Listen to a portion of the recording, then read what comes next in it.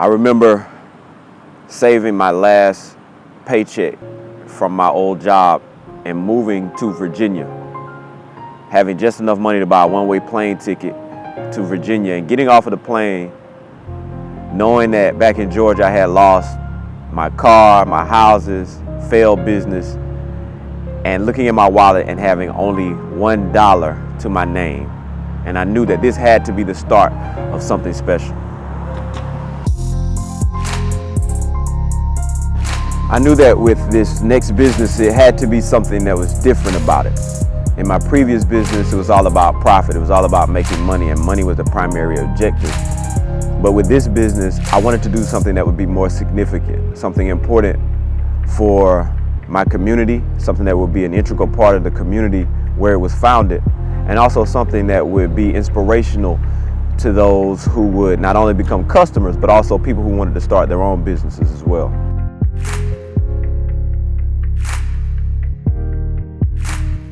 I chose watches because watches were a personal passion of mine, and it was becoming increasingly harder for me to find watches that had the design, the details, and the price point that I wanted.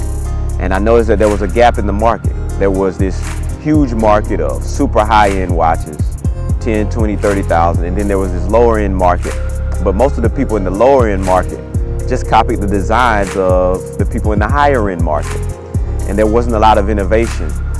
So I decided to start Talley Twine because I knew that I could kind of bridge that gap between the high end and the more affordable and attainable watches, but not sacrifice detail or quality in the process. Talley Twine represents the intersection of where you started and where you finish. And we say at Talley Twine, you don't have to finish the way that you started.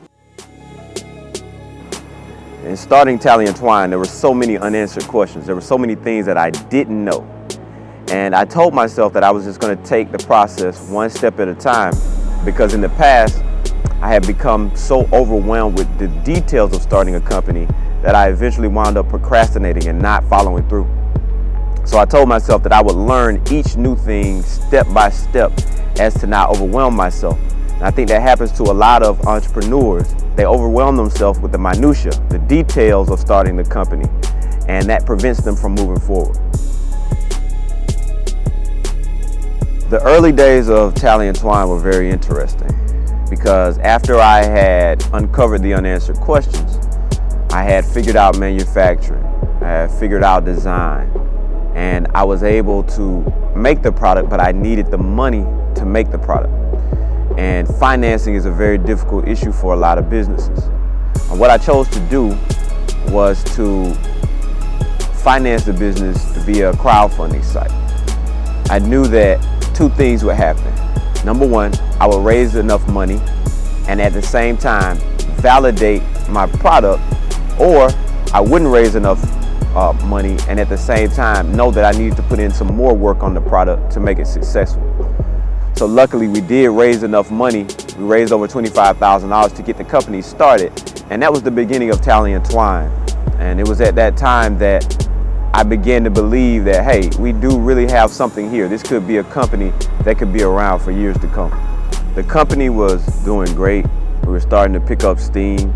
We went into the holiday season with great sales, and the company was being shared with people. Our customers were sharing it with their friends and family, and we were really growing. Our numbers were through the roof for that holiday season.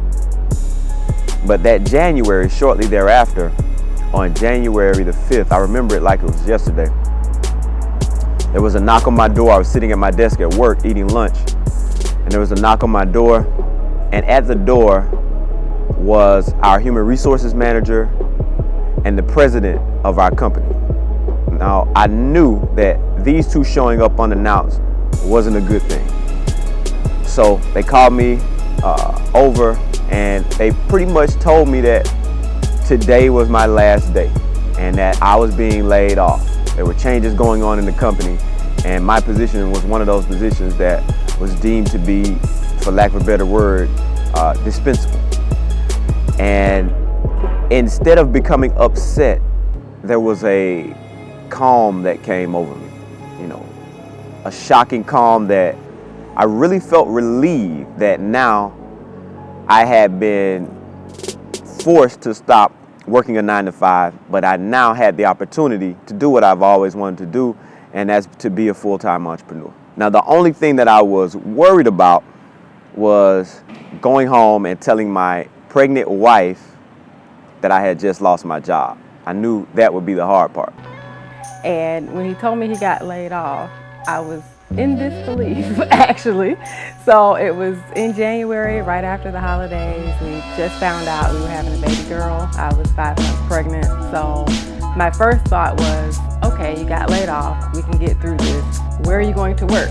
I'm going to help you find a job. So I was ready to log on and see what was out there. I knew he was qualified to work pretty much anywhere. So I said, let's find you a job. When he said he wanted to do entrepreneurship full-time, I said, okay.